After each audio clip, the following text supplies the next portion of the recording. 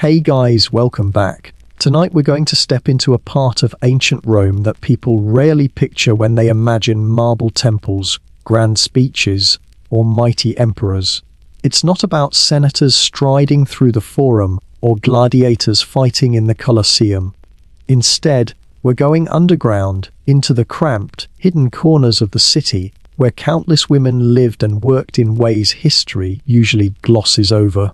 So before we begin, take a second to dim your lights, maybe turn on a fan for that steady background hum, and get comfortable. And as always, let me know in the comments where you're tuning in from and what time it is for you. It's always fascinating to see people from Los Angeles, Berlin, Hanoi, or tiny towns I've never heard of all listening together. This is a journey that works best when we ease into it slowly, like falling into a story. You wake up, or maybe regain consciousness, is more accurate, in a room so small you can stretch out both arms and touch both walls. It's dark, the air stale, and the stone floor is still cold from the night. This is your cellar, the little room that's both your home and your workplace. It's not much bigger than a closet. The walls are rough and damp, and if you're lucky, a single oil lamp throws just enough light to remind you the sun exists somewhere far above. Your bed is a slab of stone with a thin mattress stuffed with straw. Fleas are part of the arrangement, uninvited roommates you can never evict. A blanket. Maybe, if the brothel owner was feeling generous. Otherwise, you wrap your tunic around yourself and hope it's enough. There's no door. Just a curtain, maybe a piece of old fabric, hanging loosely so clients can push through whenever they feel like it. Privacy isn't really a concept here. Every sound from the next room leaks through. Coughs, laughter, arguments, the squeak of a mattress, the occasional snore that rattles like a broken trumpet. You get used to it, or at least you tell yourself you do. After all, this is Rome. Walls are suggestions, and peace and quiet are luxuries only the wealthy can afford. The first thing you do in the morning isn't stretch or yawn, it's sweep. The little broom in the corner gets dragged across the stone floor, clearing away dust, ashes from the lamp, maybe a sandal that a client forgot the night before. You gather what little you own into one corner, a comb, some cheap rouge, a tiny mirror made of bronze that never quite shows your face clearly. These aren't treasures, they're tools. The bare minimum you need to look presentable for another long day of performance. You pick up a jar of strong perfume and dab more than you need. It doesn't smell good so much as it smells stronger than everything else. Wine, sweat, smoke, the unmistakable stench of too many people crammed into one block of the city. That's the real goal, to smell better than the guy in line behind you. Outside, Rome is already alive. Merchants shouting in the marketplace, carts rattling over cobblestones, slaves running errands with baskets on their backs. Somewhere nearby, water splashes from a fountain. You'll head there soon. Because in this world, your morning shower is either a quick splash at a public fountain, if you don't mind sharing with chickens and children, or a longer visit to the baths, if you have enough coins jangling in your purse. Soap doesn't exist yet, not the way we know it. You make do with natron, a gritty salt that scrubs as much pride from your skin as it does dirt. A metal strigil does the rest, scraping sweat and grime off in long, harsh strokes. It's not pleasant, but at least for a few minutes, you can feel almost clean. Back in your tiny room, it's time to get dressed. And here's where society's rules come crashing down. Respectable Roman women, wives, mothers, daughters, wear the stola, a long flowing dress that marks them as off limits, protected by law and custom. You don't have that option. By law, women in your profession wear the toga. Not the noble, stately white toga of senators, but a short, brightly dyed version, often yellow or purple, meant to make you stand out. It's not clothing, it's a neon sign flashing above your head, available, not respectable. You wrap it around yourself, secure it as best you can, and add cheap jewelry, maybe glass beads pretending to be gems. Your hair, curled, pinned, sometimes hidden under a wig, blonde if you're lucky enough to afford one imported from Gaul. In Rome, Blonde hair isn't just fashionable, it's exotic, exciting, and profitable. The finishing touches come from that little bronze mirror again. White chalk dust brushed over your skin to make your face pale. A dab of rouge on your cheeks. A smear of kohl around your eyes, not so much to look glamorous as to hide the fatigue. The goal isn't beauty, it's illusion. You want to look like someone who hasn't already worked through half a dozen clients before lunch. You want to look like you're not tired, not hopeless, not calculating how many coins you still need just to make it through the week.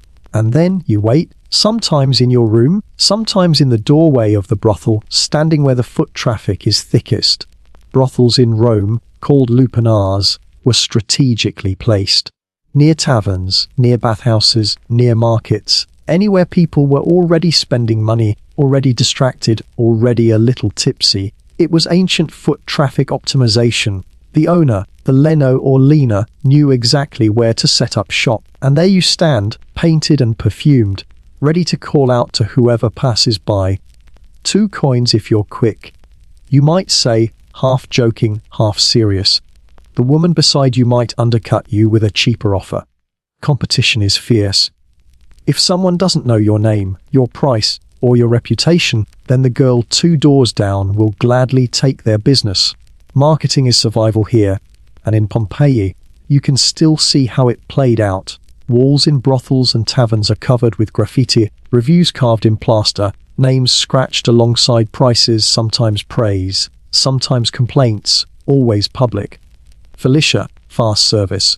Maritima, worth every coin. It was the ancient equivalent of Yelp, but with more spelling mistakes.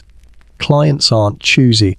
They're senators sneaking away from meetings, soldiers spending their pay, sailors just back from the port. Some are quick and awkward, others try to linger, telling bad poetry while you nod politely and calculate how long until they leave. The work is physical, but it's also mental. You're reading moods, weighing risks, keeping half an eye on the door in case someone drunk gets rowdy. And hovering over it all is the city itself.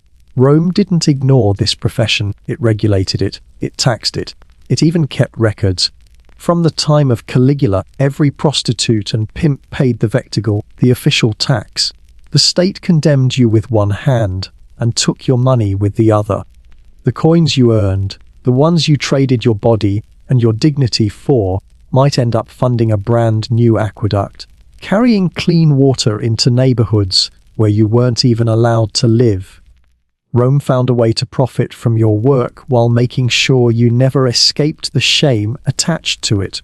Yet despite the rules, the taxes, the insults you endure, you put on the toga again tomorrow, spray more perfume, call out louder and hustle harder. Because in this world, survival is a skill, and you've learned it the hard way.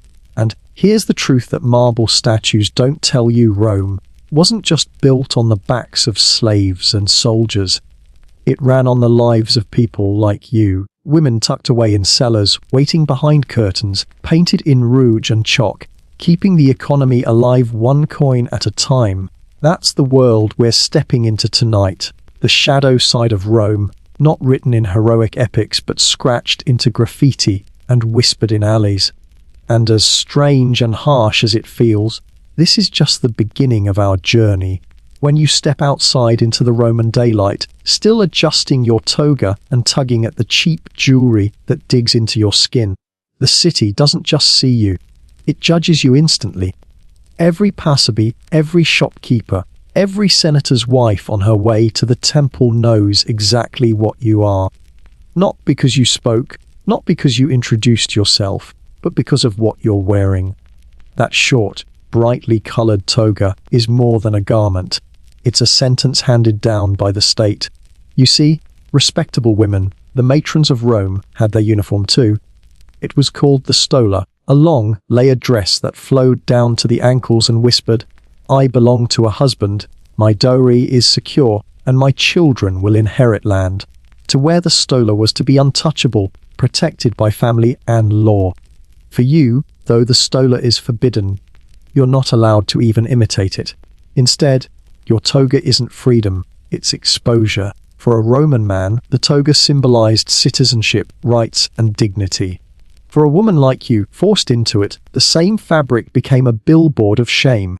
It's the cruel genius of Roman law. You don't need to shout your profession. You don't need a sign above your head. The toga does the job for you. People spot the shortcut, the flashy colors, reds, yellows, greens, and they know instantly not a wife, not respectable, not welcome in polite company. And the law made sure that even if you wanted to blend in, you couldn't.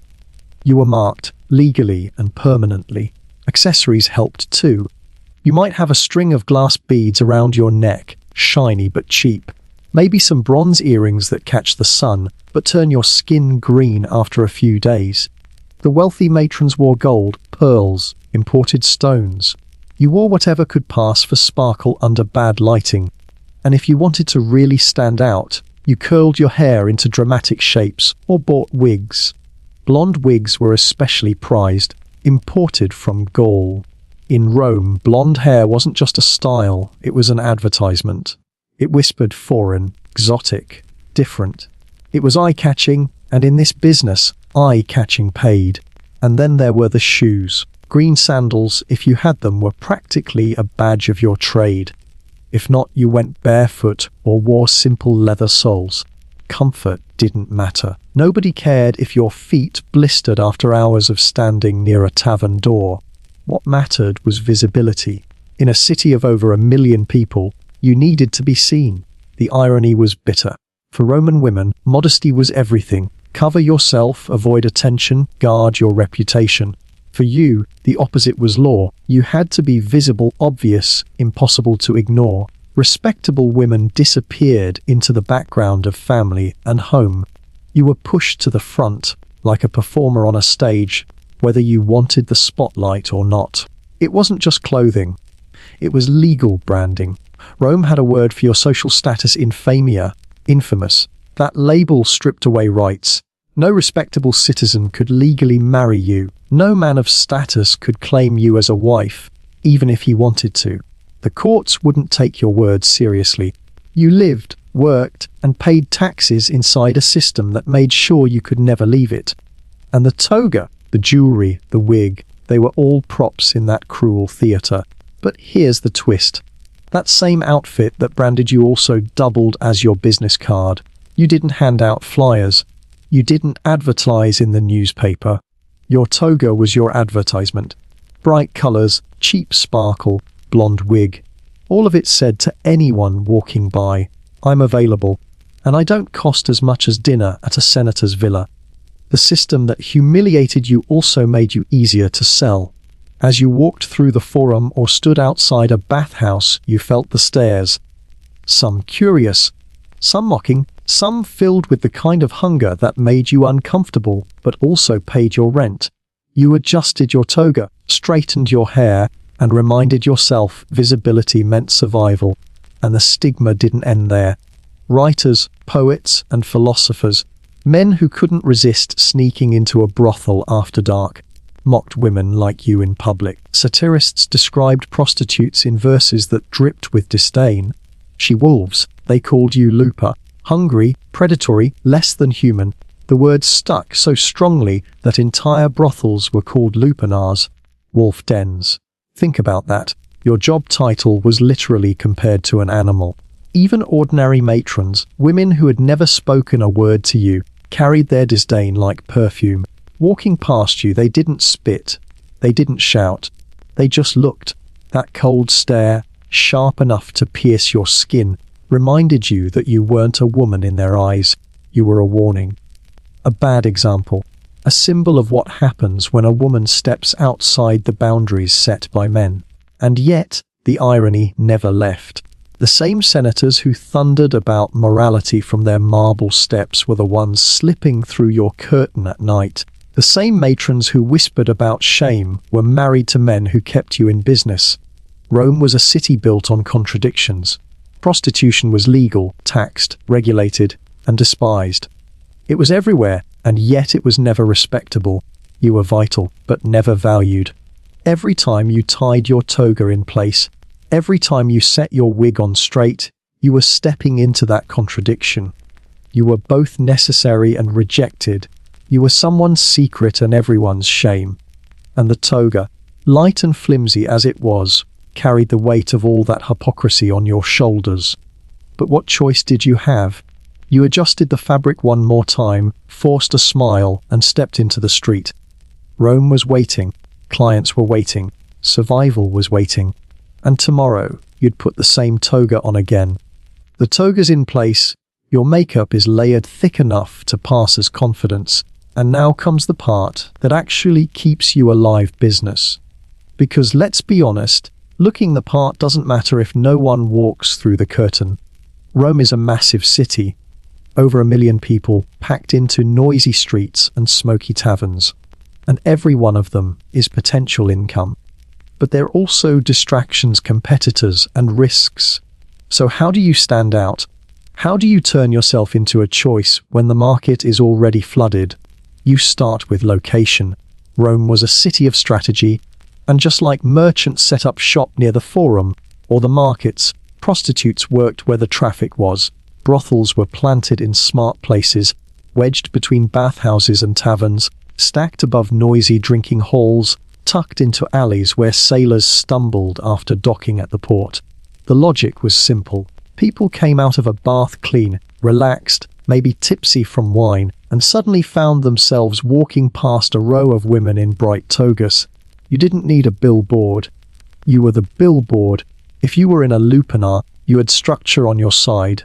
The brothel itself was an advertisement, with its narrow hallway lined by tiny cells, each curtain hiding a woman waiting for the next knock.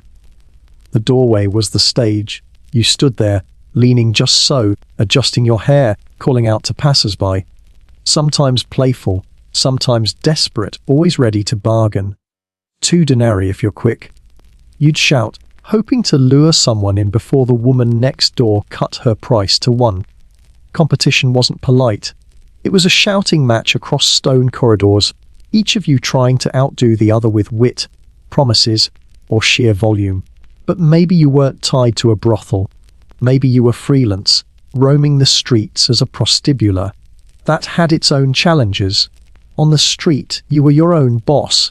No leno breathing down your neck, no cut taken from your earnings, but you were also exposed. You had to choose your hunting grounds carefully. Near taverns, the drunker the better. Near temples, the irony was sharp but effective. Nothing stirred temptation like standing in the shadow of Venus's shrine. Markets, too, were hotspots. A man buying bread might just decide he needed something else to complete his morning. The outfit made you noticeable, but visibility only went so far. You had to talk, you had to advertise, and Roman advertising was anything but subtle. Think of it as the original street marketing campaign. Loud, direct, sometimes even funny. You didn't wait quietly. You called out, you teased, you bargained. A senator might walk past pretending not to look, and you'd lean in and whisper an offer that left no room for misunderstanding. A soldier would swagger by jingling coins, and you'd test his ego with a half smile, just enough to reel him in. And then there was graffiti. Rome's walls spoke louder than any pamphlet or poster could. In Pompeii especially, brothel walls were plastered with reviews. Crude, funny, sometimes oddly poetic. Felix was here twice. Maritima, worth every coin. Fast service, 1 denarius, highly recommended.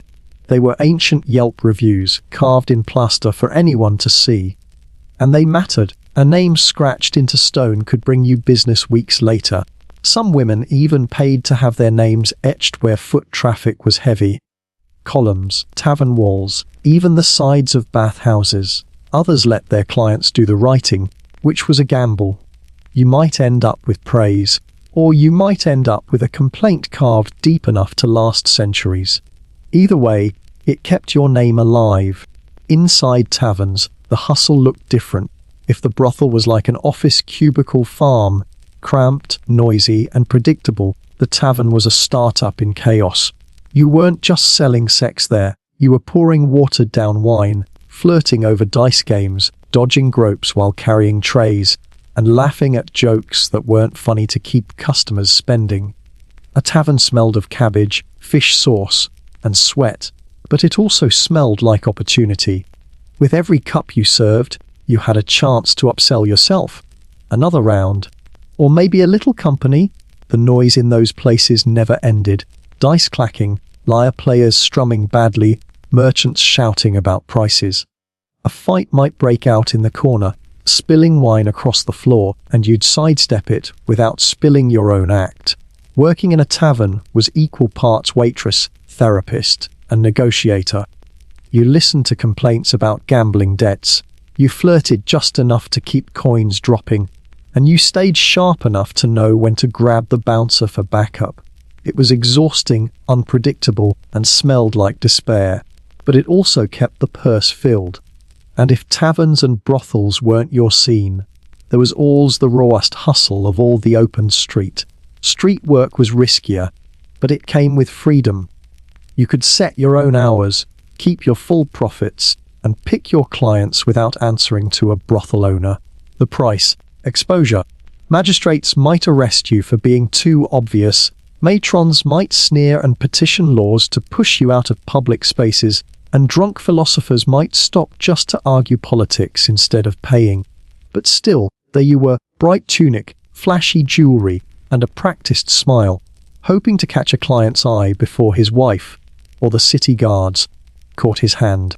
The business was survival, plain and simple, and survival meant adapting. Some women specialized.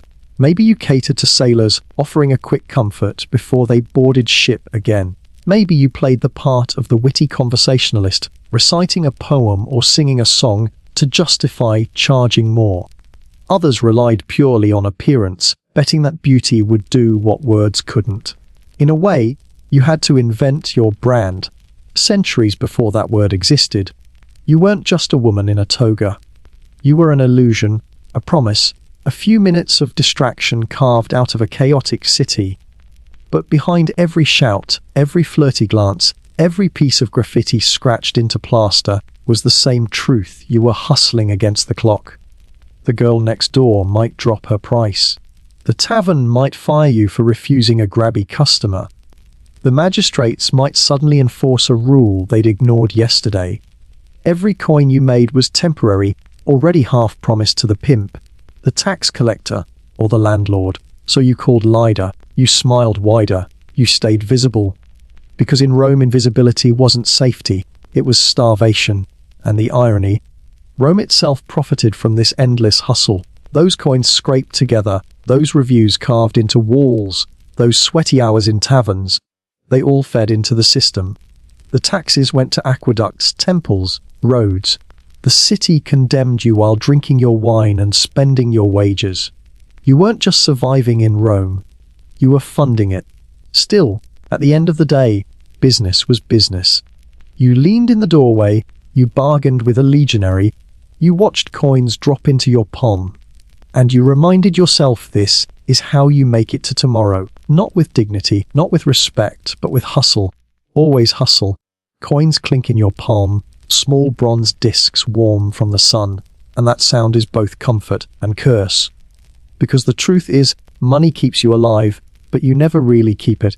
Rome has a way of making sure what you earn doesn't stay in your hands for long.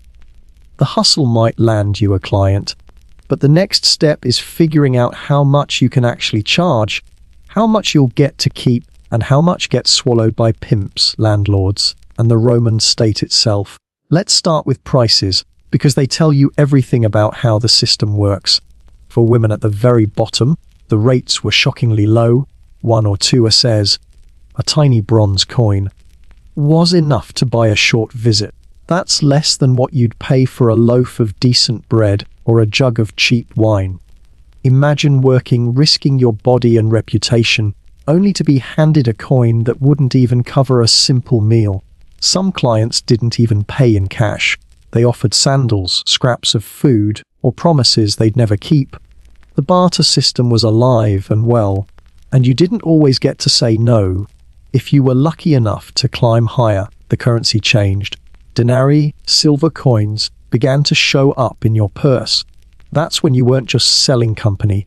You were selling conversation, a song, a witty remark. maybe even the illusion of romance. The higher-end women, known as meretrices, weren't just performers in the bedroom, they were entertainers. They could play music, recite poetry, keep up with politics.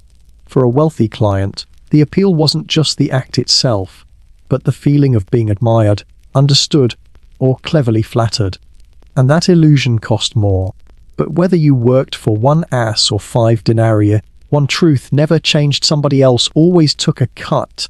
If you worked in a brothel, the lino or lena, the pimp or madam, made sure of that.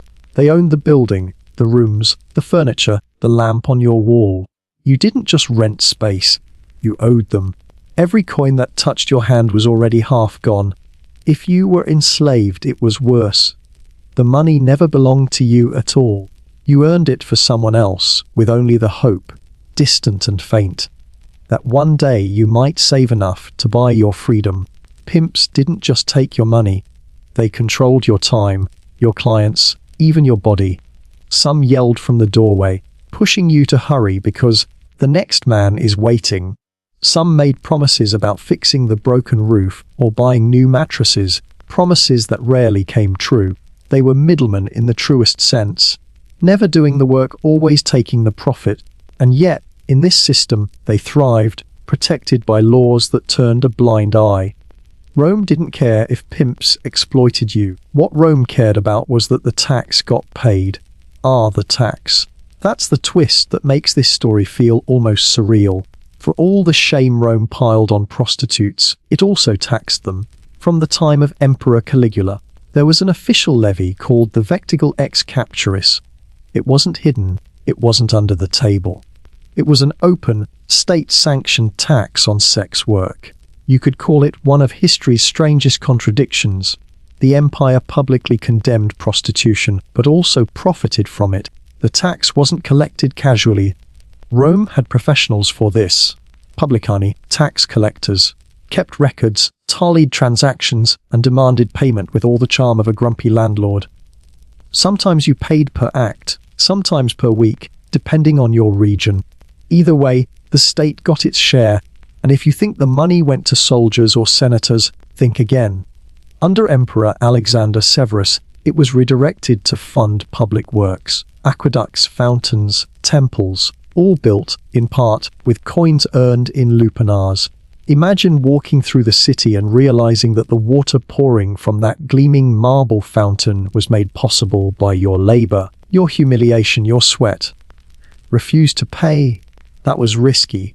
Roman officials who enforced cleanliness, order, and morality could fine you, shut you down, or drag you into court. They inspected brothels, checked for violations, and made sure women like you stayed properly registered. Yes, registered. To work legally, you had to be listed in the city records as a prostitute. Your name was written down. Sometimes, you were even branded or tattooed with marks that ensured no one could ever confuse you for a respectable woman later. It was the ultimate trap the moment you entered the trade. You were locked into a system that taxed you, tracked you, and shamed you all at once. And yet, the hypocrisy ran deep. Senators thundered about morality while visiting brothels on the side. Priests condemned immorality while slipping coins under your curtain. Ordinary matrons sneered at you while wearing jewelry bought with their husband's hush money. Rome disapproved of your existence in public, and yet it could not function without you in private. The empire had built a machine where you were both despised and indispensable. Let's not forget the scams along the way. Pimps often skimmed more than their share. Clients forgot to pay, forcing you to yell, threaten, or call in a bouncer. And the tax collectors? They weren't always honest either. Some demanded extra bribes to look the other way. Others kept their wax tablets deliberately vague so they could come back later and claim you still owed. Everyone wanted a slice of your purse, and you had no power to stop them. So what was left for you at the end of the day? Enough to eat, maybe. Enough to buy a bit of perfume, maybe. Enough to dream about saving for freedom if you weren't enslaved. The system was designed to keep you in place, work, pay, survive, but never escape. And still, you hustled. Because survival in Rome wasn't about dignity, it was about endurance. Every coin that passed through your hands told the same story. You were paying for the right to exist in a city that wanted your labor, but not your presence. You were funding the empire that built aqueducts with your earnings and sneered at you as you walked past in your bright toga. The economy of Roman prostitution wasn't glamorous. It was a cycle of exploitation, hypocrisy, and survival. But it was also a system that worked. For everyone except the women at its center. You've paid the pimp. You've paid the tax collector. You've handed over more than half your earnings just to keep the lamp in your cellar lit. And after all that, you step outside and face the part of Rome that hurts more than hunger or debt, the judgment. The sneers, the jokes, the way society points its finger at you while holding out its other hand for your services. Because in Rome, hypocrisy wasn't a glitch in the system. It was the system. On the surface, prostitution was tolerated. It was legal, taxed, and regulated. The state gave you permission to exist as long as you stayed in your place. But existing didn't mean belonging. Legally, you were marked infamous. That word carried weight. It meant your reputation was legally destroyed, written off like a bad debt. You couldn't marry a citizen. You couldn't hold a respectable job later. You couldn't stand in court and expect anyone to take your testimony seriously. It was like the law itself had branded you with a scarlet letter, and no matter what you did, you couldn't wash it off. And yet, the same men who wrote those laws were your most reliable customers. Picture this: a senator standing in the forum, voice raised, condemning the moral decay of our youth. His toga pristine, his hand dramatically clutching the folds of fabric. He speaks about the need to preserve Roman virtue, about protecting families, about the dangers of women corrupting men. The crowd nods, murmurs, applauds. Then, as the sun sets, that same senator ducks into a side street, slips through the curtain of a brothel, and spends the night in the arms of the very woman he condemned at noon. That was Rome. The priests weren't much better. Officially, religion emphasized virtue, piety, and restraint. Publicly, temples dedicated to goddesses like Vesta or Juno stood as reminders of female chastity and family honor. Privately, temple steps and even sacred festivals became hotspots for quick transactions. Priests thundered about vice in the daylight, then made discreet visits to lupanars under cover of night. And matrons, respectable Roman wives, played their part in the hypocrisy too. They didn't speak to you, of course. They didn't lower themselves to acknowledge you. But their eyes said everything. That cold, judgmental stare as they swept past in their long stolus. To them, you weren't a person. You were a walking cautionary tale, the embodiment of what their daughters must never become. Some even petitioned for laws to keep women like you out of public baths, or to ban you from wearing certain jewelry. Imagine that. The same jewelry their husbands bought you as gifts. Writers and poets, too, couldn't resist. Juvenal, Martial, Seneca. They all mocked prostitutes in verse. They lumped you in with drunkards, gluttons, and, heaven forbid, women who dared to read books. Their words dripped with disdain. And yet, the detail in their writing gave them away. They described brothels too vividly, the jokes too sharp, the graffiti too exact. You don't write like that without first-hand research. Their pens condemned you while their wallets kept you in business. The hypocrisy ran deeper still. Roman officials like the aediles, supposed guardians of morality, enforced laws that required you to be visible. You had to wear the short toga. You had to be obvious. And then those same officials fined women for being too obvious. It was a cruel, endless loop. The law demanded you stand out, and then mocked you for doing it. And the public, they loved the spectacle. Graffiti on walls didn't just advertise services, it ridiculed them. Men scrawled crude jokes, insulting nicknames, or even prayers for a rival to fail. People read these like entertainment, chuckling as they passed. Brothel graffiti became Rome's guilty pleasure, equal parts Yelp review and comedy sketch. The women behind the names weren't seen as people, they were punchlines. Yet for all the judgment, Rome couldn't function without you. The economy of the city was built on contradiction. Men married, pure. Wives to secure families and heirs. But when they wanted passion, variety, or simply to escape the weight of expectation, they came to you. Prostitution was Rome's open secret, despised, joked about, but absolutely necessary. It's what made the shame cut so deep. You weren't invisible. You weren't ignored. You were constantly seen as dirty, seen as lesser, seen as infamous. And still, you were wanted. Men who scolded you in public sought you in private. Women who shamed you wore the earrings your earnings had paid for. Writers who mocked you wrote you into history more clearly than most respectable wives would ever be remembered. The hypocrisy was exhausting. Day after day, you walked a line between being needed and being despised, between survival and humiliation. And the worst part, it worked exactly as Rome intended. By branding you infamous, the system made sure you could never cross back into respectability. The toga you wore, the graffiti scratched into walls, the tax you paid, every part of it trapped you where you were. Rome made you visible, then punished you for being seen. The judgment stings, but it's not the only danger you wake up with every day. Because behind the makeup, behind the painted smile, behind the flirty call in the brothel doorway, there's another constant: worry your body. Health in Rome isn't something you can take for granted. There are no hospitals, no germ theory, no antibiotics. You live in a city where sewage runs in open drains, where bathwater is communal, and where every handshake, every kiss, every touch might carry something you can't see and can't fight. For women in your profession, disease is always in the room.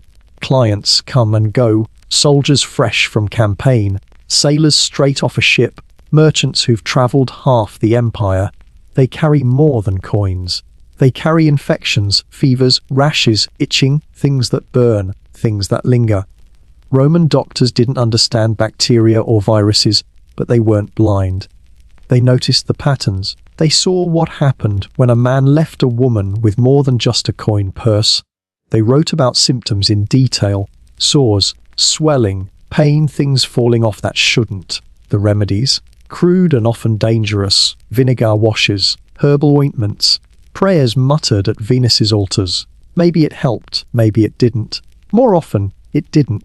And then there's pregnancy, the ever-present possibility that a night's work becomes 9 months of survival, even harder than before. Rome didn't have birth control pills, but that doesn't mean women didn't try. Some used silphium, a plant so famous as a contraceptive it was harvested into extinction.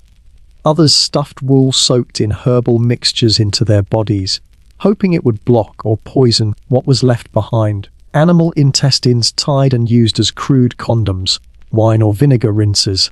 Home remedies passed along from older women with a knowing shake of the head. Effectiveness, somewhere between, maybe, and miracle. When those methods failed, choices grew harder. Some women carried the child to term, raising babies in the same cramped cell where they worked. Children growing up surrounded by the same noise, the same smells, the same parade of strangers through the curtain. Others left infants at foundling homes, places where abandoned children were dropped off with no guarantees they'd survive.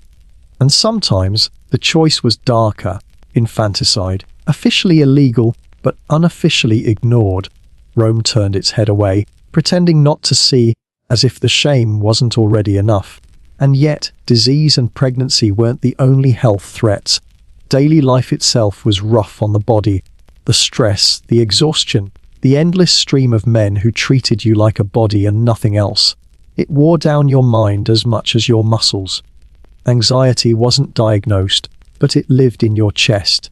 Trauma wasn't treated, but it whispered in your dreams. Depression wasn't named, but it hung over you like the smoke that never cleared from the city streets. When things got bad, what did you do? Rome didn't have therapists. There was no doctor's office where someone listened. Your support network was other women like you, passing along advice, trading herbal remedies, sharing wine, sharing laughter when laughter was the only thing left. A stray cat curling up in the corner of your cell might be the closest thing to unconditional comfort you had. Still, there was always religion. Rome was full of gods, too many to count, each with their own temple, each with their own rituals. And when medicine failed, prayer filled the gap. In your little cell, you might set up a tiny altar to Venus, goddess of love. Flowers, a splash of perfume, a coin left in hope that she'd send better clients, or at least kinder ones. Fortuna, goddess of luck, was another favorite, because sometimes your whole day depended on luck. Would a wealthy merchant walk past, or just a broke soldier looking for a discount? A quick prayer might make the difference. And when the prayers didn't work, you turned to superstition, red cords tied around the ankle to ward off the evil eye. Incense burned to cleanse a room after a bad client, charms worn under the toga, hidden from view, little pieces of hope pressed against your skin. Curse tablets, too, were part of the mix. Thin sheets of lead, etched with words sharp enough to sting centuries later. May her tongue rot. May her clients dry up. May she trip in the street and fall in donkey dung. Ancient revenge reviews, placed in wells or buried under doorsteps, desperate attempts to tilt fortune back in your favor. Magic wasn't entertainment. It was survival. When you had no doctor, no safety net, no law on your side, you turned to whatever gave you the illusion of control. If a charm made you feel safer, you wore it. If a curse made you feel stronger, you whispered it. In a world where the gods seemed distant and the law seemed cruel, superstition filled the gap between despair and hope. And through it all, wine was medicine. A cup to numb the pain, a jug to soften the edges of a day that hurt too much to face sober. Sometimes opium, if you could get it, slipped into drinks to blur the lines even further. It wasn't healing, but it dulled the ache long enough to keep going. The truth is, your body was your work, but it was also your enemy. Every client risked disease. Every month risked pregnancy. Every night risked exhaustion that carried into the morning. And there was no retirement plan, no hospital bed waiting if you broke down. You were expected to endure until you couldn't. But even in the middle of all that, you found ways to laugh. You traded jokes with the woman in the next room, whispered gossip about clients who thought they were discreet, cursed together about the senator who smelled like cabbage. Humor, in its own way, was medicine too. It didn't cure the sores or prevent the pregnancies, but it kept you sane, kept you human, kept you from becoming nothing more than the infamous label Rome had stamped on you. Because surviving in Rome wasn't just about avoiding starvation. It was about dodging disease, bargaining with the gods, leaning on superstition, and finding comfort where comfort could be found. You weren't just working against poverty. You were working against your own body, against the city, against fate itself, and still you endured. Love. It's a word people toss around easily, but in your world it's slippery, fragile, and often dangerous. For a Roman prostitute, love wasn't just complicated. It was a gamble with high stakes, because every day you put on the toga, you sold the illusion of intimacy. You sold warmth, laughter, the touch of a hand that lingered longer than it should. But where did the performance end, and where did real feeling begin? That line blurred so often, even you weren't sure anymore. Clients fell in love all the time, or at least they said they did. A tipsy soldier, coins heavy in his purse, might look into your eyes after 3 cups of cheap wine and declare, "You're different. I think I could love you." A senator, weighed down by his wife's cold stare at home, might whisper promises in the dark. "Stay with me. I'll take you away from all this." You'd smile, nod, maybe stroke his hair, because pretending to believe him was part of the service. But in the back of your mind, you knew what those words really meant: a discount, a delay, a trick to pay less than what was owed. Still, sometimes the words felt good. Sometimes, against your better judgment, you wanted to believe them, because you were human too. You wanted to think someone saw you as more than a body in a toga. You wanted to believe that maybe, just maybe, you were different to someone. And occasionally, feelings did grow. Regular clients became familiar faces. You knew their jokes, their stories, their bad habits. You listened when they complained about politics, about wives, about the endless grind of Roman life. Some paid generously, brought gifts, treated you kindly, and in those rare cases, affection crept in. You started to look forward to their visits, not because of the coins, but because of the company. You laughed a little too genuinely at their jokes. You softened your voice when they spoke. Maybe you even began to hope, but Rome made sure those hopes had limits. The law was clear you were infamous. You couldn't marry a citizen, not legally. No matter how many coins he spent, no matter how many promises he whispered, the system made sure you could never climb back into respectability. Love wasn't forbidden, but it was futile, and that futility cut deep. Stories circulated, though. Tales of women who managed to escape. A client who truly did fall in love, freed his favorite from slavery, set her up in a house, even married her despite the stigma. These stories shone like stars in the night sky, bright, beautiful, and rare enough to feel like miracles. Most of the time, they were just rumors told and retold until they grew into legends. But every woman who heard them tucked them away in her heart, whispering, "Maybe that could be me." Meanwhile, among the women themselves, other kinds of love bloomed. Friendship, sisterhood, even secret romances that history rarely recorded. Working side by side, sharing the same insults, the same acres, the same lice. You built bonds stronger than most marriages. You comforted each other when clients were cruel. You split wine when coins were scarce. You warned each other about dangerous men, helped hide pregnancies, even raised children together in the back rooms of lupanars. In that world of curtains and whispers, you were family to each other. Sometimes, those friendships became something more. Quiet affection turned into romance. A touch lingered. A laugh meant more than it should. Two women, both branded infamous, both written off by society, found comfort in each other's arms. Rome would never acknowledge it, never honor it, never even imagine it. But it happened. Love found cracks in the walls of judgment and grew anyway. But most of the time, love was an illusion you had to sell. Emotional labor was part of the trade. You smiled at a man's bad poetry. You pretended his toga didn't smell like goat stew. You listened to his drunken confession about his mother and murmured the right words at the right time. You created the fantasy he paid for. And then, when he left, you wiped the rouge from your cheeks, sat in silence, and wondered how much of the performance had seeped into you.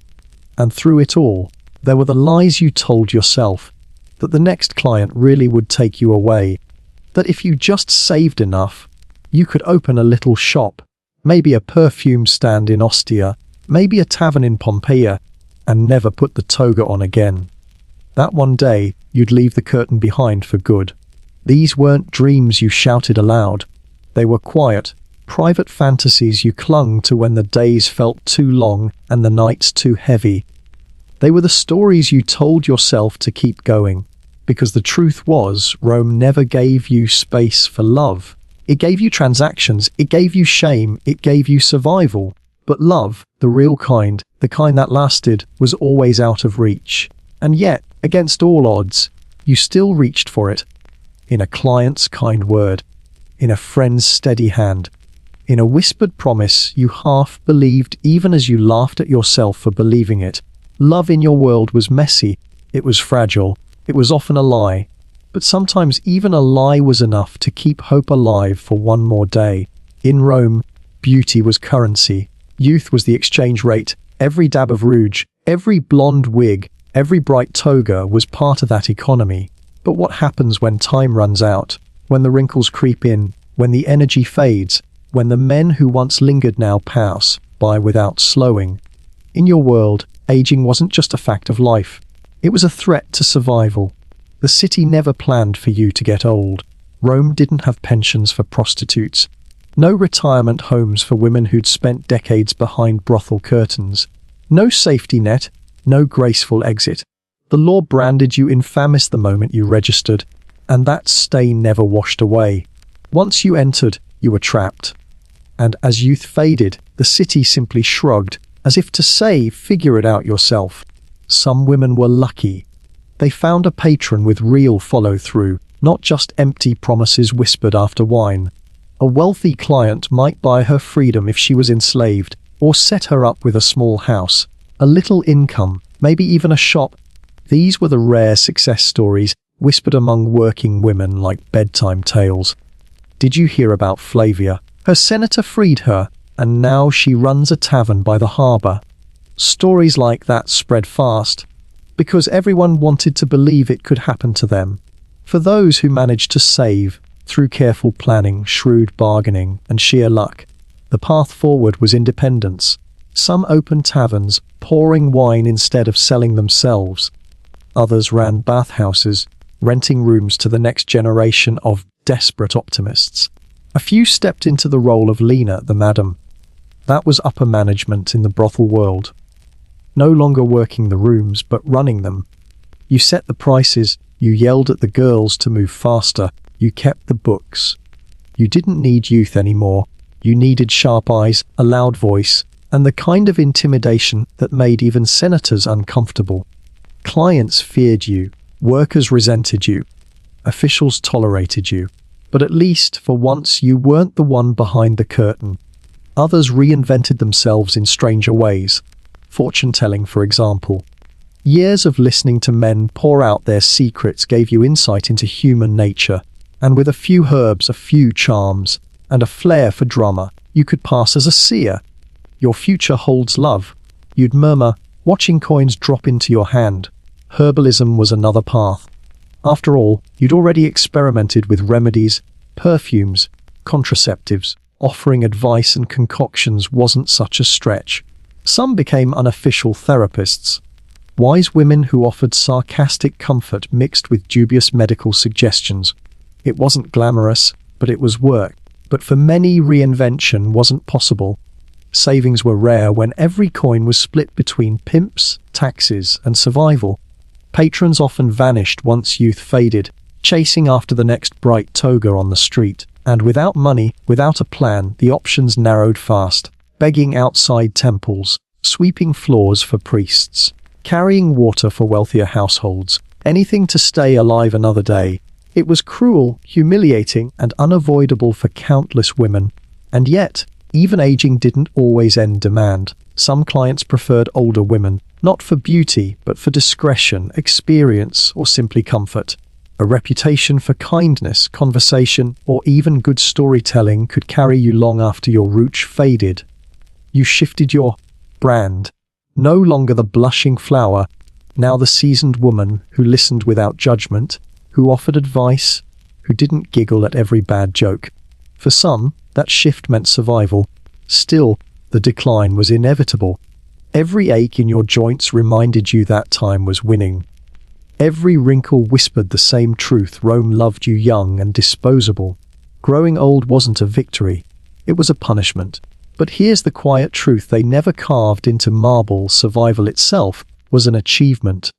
To make it to old age with your wit intact, with at least one sandal still holding together, was to defy a system built to burn you out before you got there. And so, older prostitutes became legends in their own quiet way. Not remembered in statues or poems, but remembered by the women who came after. A sharp remark passed down. A bit of advice shared in the corner of a brothel. A story of survival told to a younger woman just starting out. You became the example, not of beauty, but of endurance. Rome didn't celebrate that endurance. It didn't honor it. But it couldn't erase it either. Because in the end, you still woke up. You still pulled on your toga. You still walked into the street and hustled. And whether you reinvented yourself as a madam, a fortune teller, or a beggar by the temple gates, the fact remained you were still here. And in a city that profited from your labor, judged your existence, and offered you nothing in return. That alone was extraordinary. The story changes now. We leave behind Rome's narrow alleys, its graffiti-covered brothels, its endless judgment and taxes. Instead, picture a colder world. The air is sharp with salt from the sea and smoke from longhouse fires. Mountains rise in the distance, forests stretch into mist.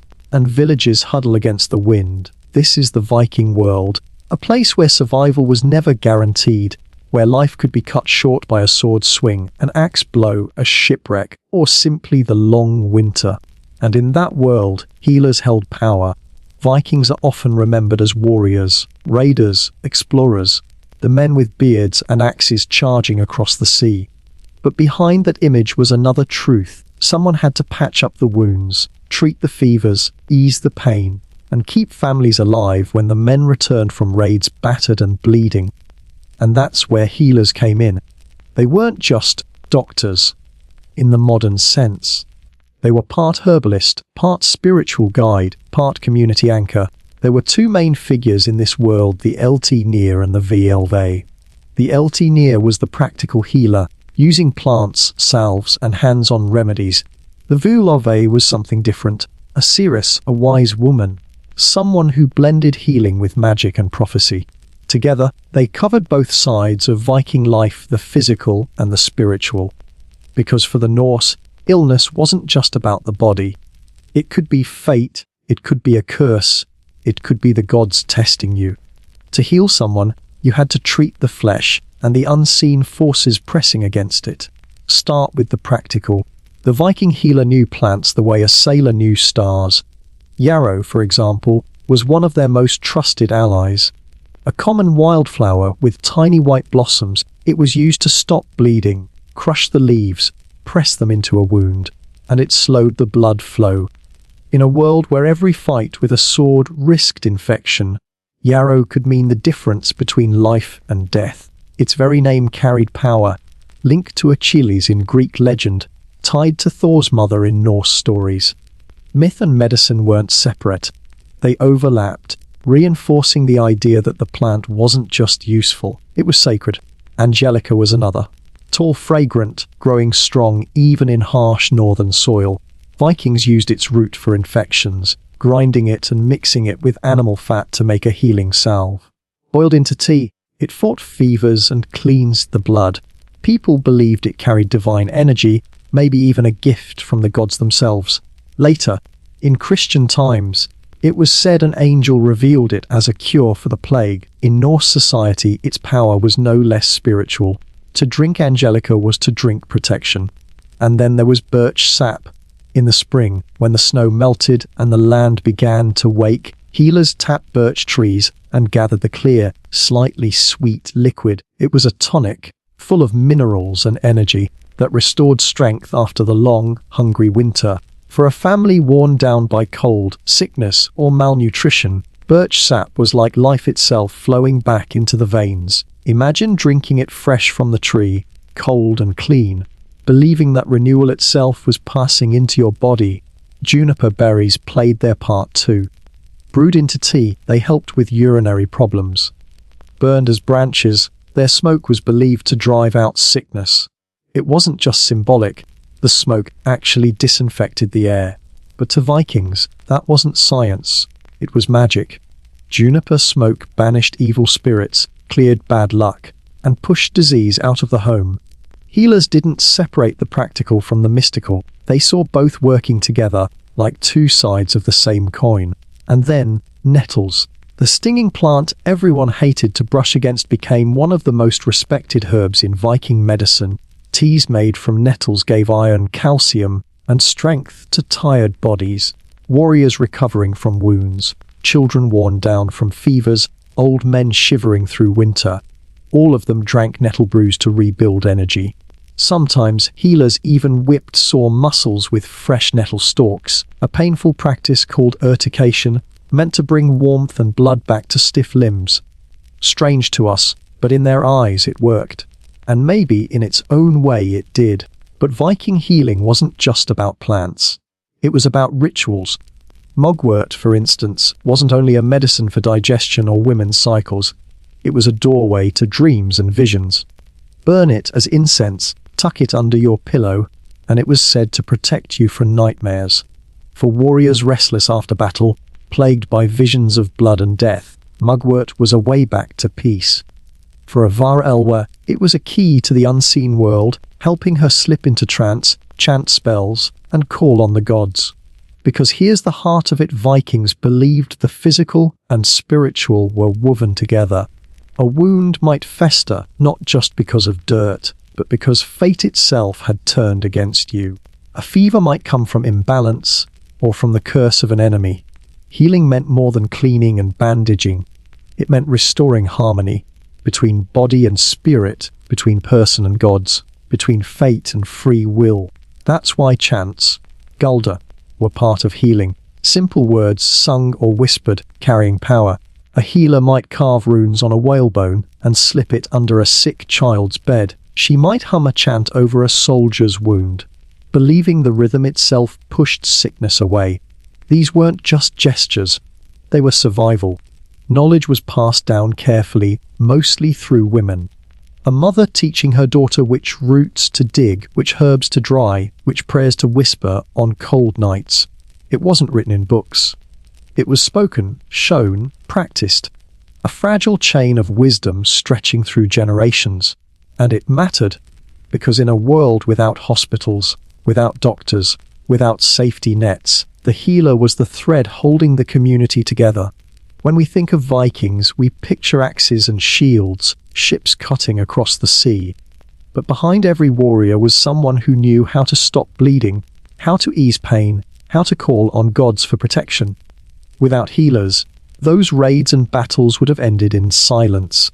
Without herbs, chants, and rituals, villages would have emptied under the weight of sickness. Healing in the Viking world was never just about plants or cuts. It was about balance, about holding chaos back, whether that chaos came in the form of a sword wound, a fever, or a curse whispered in the dark. And in that sense, Viking healers weren't just caretakers. They were guardians of life itself. The world shifts again. From Viking longhouses and smoky healing rituals, we move to France in the early 1400s. The air here is heavy with war. Fields are burned, villages emptied, castles under siege. The 100 Years' War has been dragging on for decades, a tug of war between England and France that has left the land fractured, families scattered, and hope nearly extinguished. And in the middle of this chaos, a teenage girl appears, Joan of Arc, a name we all know, but a story so extraordinary it still feels unbelievable centuries later. Joan wasn't born into wealth or power. She was born in 1412 in a little village called Domremy. Her parents were peasants. They farmed a small plot of land, tended animals, lived simply. Joan couldn't read or write. She grew up in fields and chapels, praying often, listening to sermons, helping with chores. If you'd met her at 12, you'd have thought she was just another quiet, hard-working girl in a country that was falling apart around her. But France at that time was desperate. The English had invaded deep into the north. The French king's son, Charles, was disinherited by treaty, hiding in the south with only a shaky claim to the throne. Rumours swirled that he wasn't even the true heir. The country was split, some loyal to France, others allied with England. And in that vacuum of despair, people clung to prophecy. They whispered of a virgin who would rise to save France. Joan believed she was that virgin. At 13, she began to hear voices. She said they came from Saints Michael, Catherine, Margaret. They told her she was chosen by God to drive out the English and see Charles crowned as king. Imagine being a peasant girl, barely a teenager, and suddenly believing the fate of your nation rested on your shoulders. At first, she kept it to herself. Who would believe her? But the voices didn't stop. They grew stronger, more insistent, and eventually she couldn't ignore them. At 16, she went to the local commander, Robert de Baudricourt, and declared her mission. He laughed, of course he did. A teenage girl claiming she'd been sent by God to lead armies. But Joan kept returning. Her determination, her intensity, began to unsettle even hardened soldiers. Some swore she predicted a local defeat before news of it arrived. Word spread, and eventually de Baudricourt agreed to send her to the Dauphin, Charles, the uncrowned heir. Picture the scene: Joan, dressed in men's clothing for safety, travelling across dangerous territory to meet the man she believed she was destined to crown. At court, Charles tried to test her. He disguised himself, hiding among his courtiers. But Joan walked straight to him, knelt, and called him the true king. Witnesses were stunned. How could she know? She spoke with a conviction that made people believe what they desperately wanted to hear, that God hadn't abandoned France. Still, the court wasn't ready to hand her an army. She was examined by theologians, interrogated about her visions, even tested for her virginity, as if purity itself proved her divine mission. After weeks of questioning, they found no heresy, no deceit. And so, against all reason, they agreed to let her lead. She asked for armor, white, shining, custom-made. She asked for a banner, white cloth painted with Christ's name. She carried that banner into battle, saying she loved it more than her sword, and in 1429 she rode to Orleans. The city was under siege, surrounded by English forces, starving and close to surrender.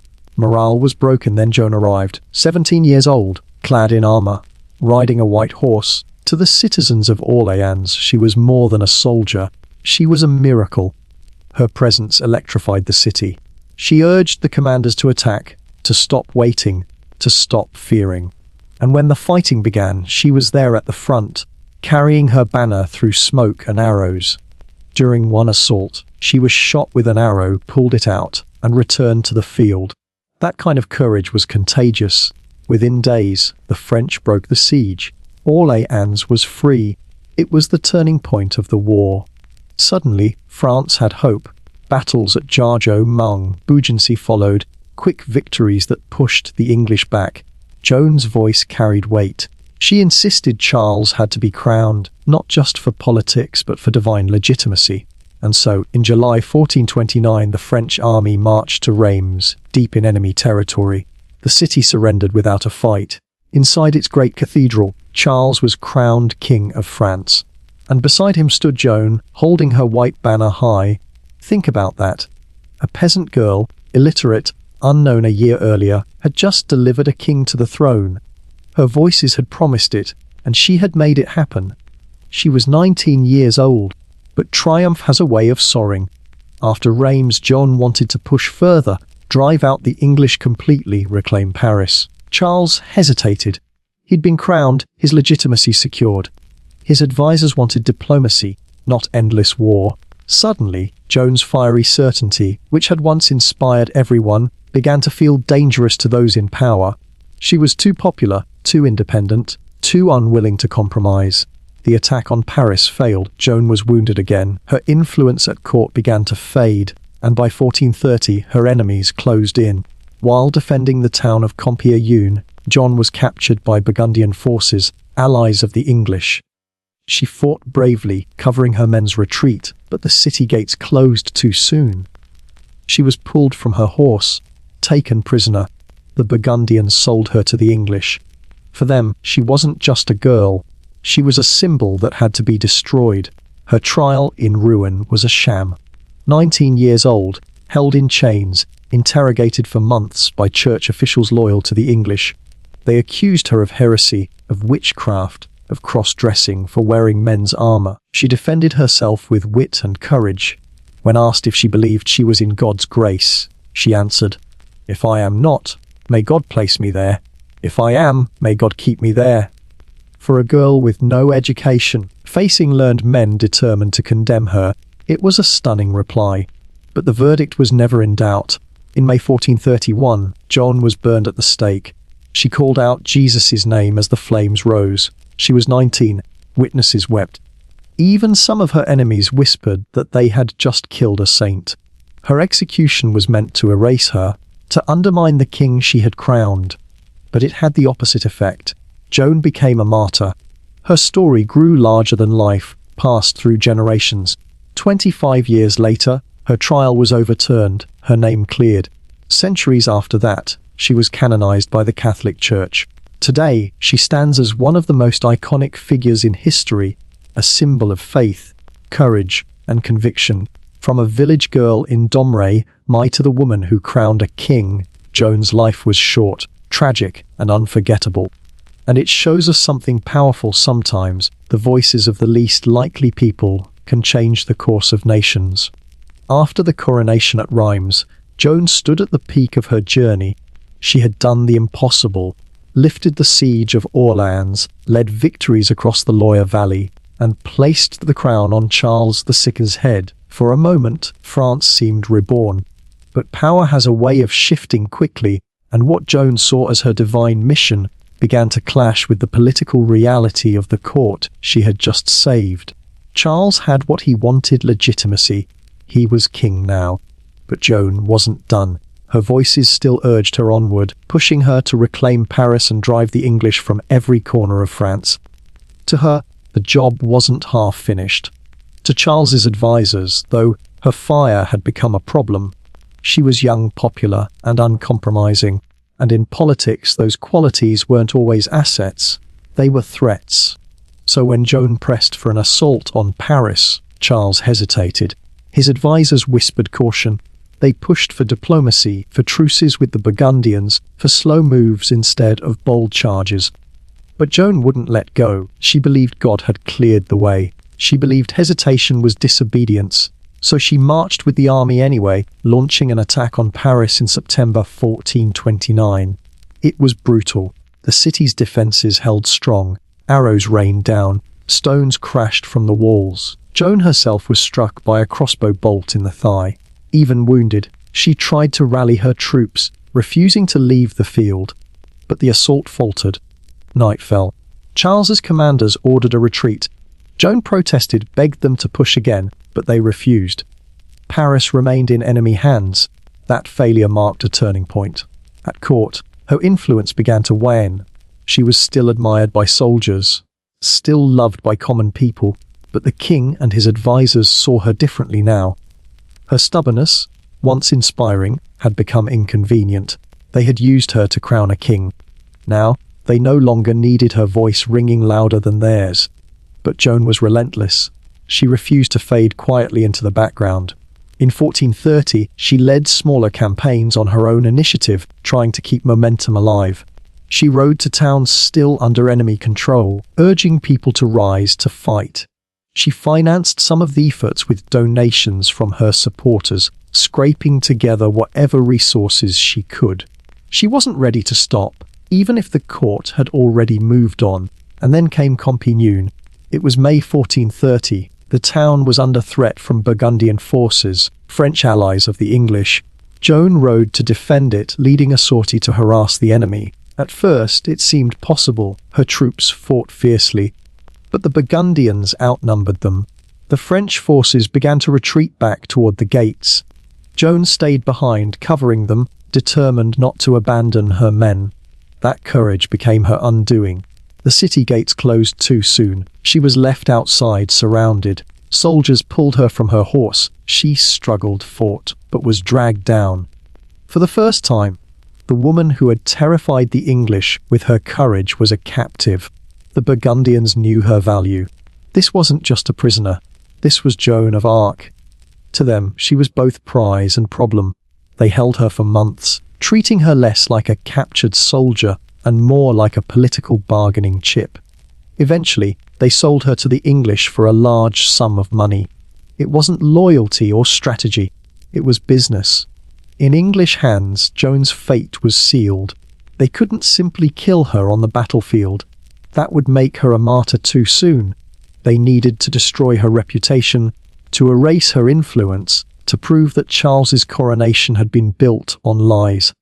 And so, they chose the weapon of religion. In January 1431, Joan was put on trial in Rouen, 19 years old, shackled, guarded by men, denied counsel. Her judges were French clergy loyal to the English cause, led by Bishop Pierre Courcouronne, a man determined to break her. The charges: heresy, witchcraft, cross-dressing, anything that could frame her not as a soldier of God but as a servant of the devil. The interrogations went on for months. Learned men peppered her with questions, trying to trap her, to twist her words. But Joan, uneducated, illiterate, barely more than a girl, answered with stunning clarity. When asked if she believed she was in God's grace, a trick question that could condemn her no matter what she said, she replied, "If I am not, may God place me there. If I am, may God keep me there."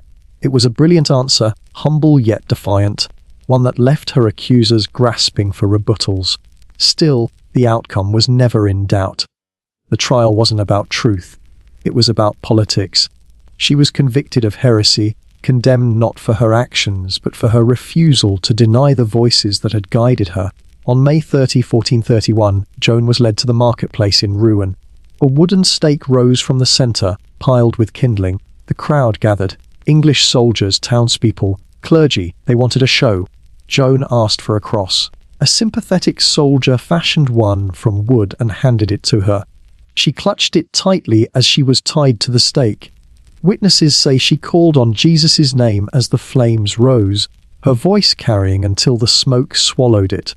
She was 19 years old. Her execution was meant to erase her, to brand her forever as a heretic, a fraud, a dangerous symbol. The English hoped that by burning her, they could burn away the legitimacy of Charles's coronation. But it didn't work. If anything, it did the opposite. Soldiers wept. Even her enemies whispered that a saint had just been killed. One English soldier was said to have exclaimed, "We are lost. We have burned a saint." And he wasn't wrong. In the years that followed, Joan's story only grew. In 1456, a retrial, ordered by the Pope, declared her innocent, clearing her name. Nearly 500 years later, the Catholic Church canonized her as a saint. Today, her feast day is still celebrated on May 30, the day of her death. But perhaps more important than any official recognition was the way her memory lived on in the hearts of ordinary people. Farmers, soldiers, peasants, those who had nothing but their faith and their land, saw in Joan a reflection of themselves. She was proof that even someone with no power, no wealth, no education could rise, could lead, could change the course of history. She was betrayed. She was abandoned. She was killed. But she was never silenced. By now we've wandered through Roman brothels, Viking longhouses, French battlefields. We've seen women judged, healers trusted, saints betrayed. And to end, we turn to something quieter, something that seems so ordinary we almost forget how powerful it was: bread. Picture a medieval town before sunrise. The streets are silent, dark and cold. Everyone is asleep, except the bakers. Their day starts at midnight. In the bakehouse, flames already roar, filling the room with heat and smoke. Flour dust floats in the air, sticking to sweaty skin. Wooden troughs hold heavy dough, kneaded by strong, calloused hands. There's no machine to make it easier.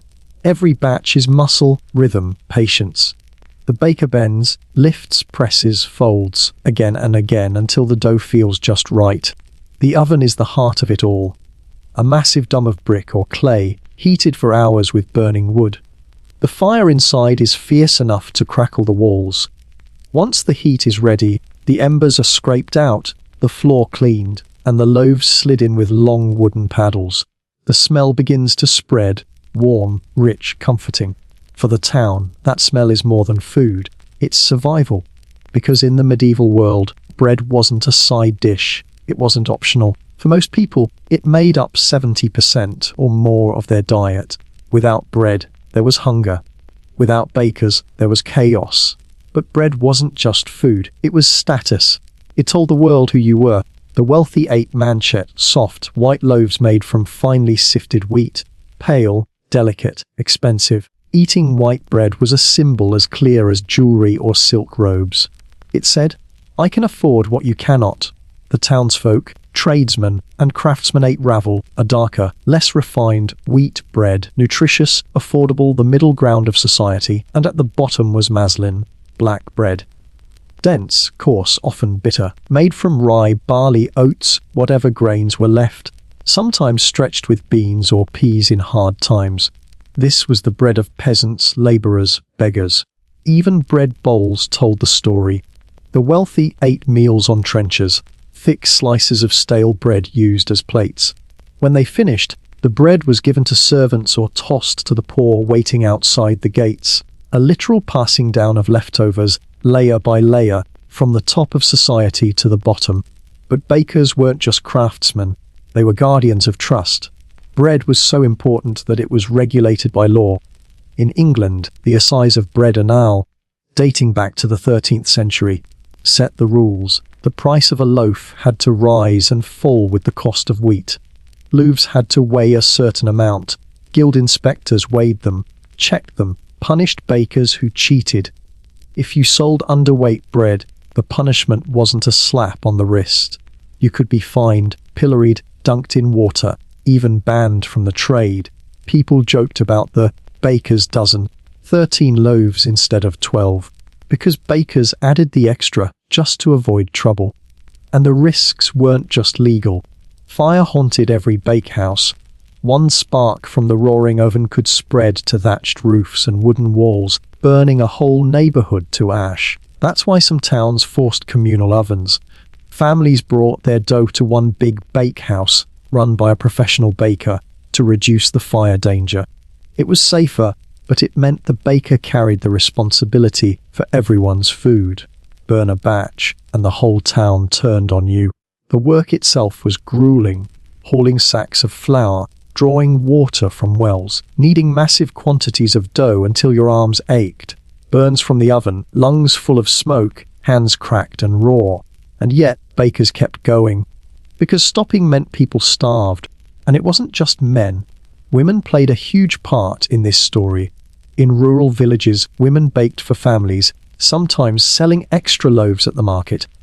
In towns, widows often inherited their husbands' bakeries, keeping them running to feed themselves and their children. In some regions, women even fought for guild rights and won, proving they could run shops and train apprentices just like men. They carried baskets of loaves through the streets, calling out to customers, balancing food and survival together. Bread was also sacred. In churches, bread became the body of Christ in the Eucharist. Monasteries baked not only for themselves but for charity, handing out loaves at their gates to the poor. Festivals had special breads, spiced, shaped into crosses or doves, marking holy days with something more than the everyday loaf. In those moments, bread wasn't just food, it was divine. And it was political. Kings and mayors knew that controlling bread meant controlling the people. Raise the price too high, let loaves shrink too much, and riots erupted. Hungry crowds stormed markets, demanding justice. For rulers, keeping bread cheap and plentiful was as important as keeping armies loyal. Bread was peace. Bread was order. Think about that in a world of castles, crusades, and crowns. The humble baker had more influence than most knights. Quietly, in the middle of the night, while everyone else slept, bakers worked to keep the system running. Without them, markets collapsed, riots broke out, towns starved. Their hands shaped not just dough, but the rhythm of society itself. And yet, they rarely appear in history books. Their names weren't carved into monuments. Their stories weren't sung by bards. But every morning, when the smell of warm loaves drifted through narrow streets, their presence was undeniable. The medieval baker was an unsung hero, a person who fed nobles and peasants alike, who risked fire, punishment, exhaustion, and anonymity, all to keep life going. Their ovens were as important as any battlefield, their loaves as powerful as any crown. So when we think about history, about emperors and warriors and saints, it's worth remembering the baker too. The one who worked in the dark so that when the sun rose, the town would have bread. The one whose craft was both survival and symbol, both daily grind and holy offering. Bread was more than food. It was community. It was class. It was faith. It was power. And the baker, though rarely celebrated, was at the center of it all.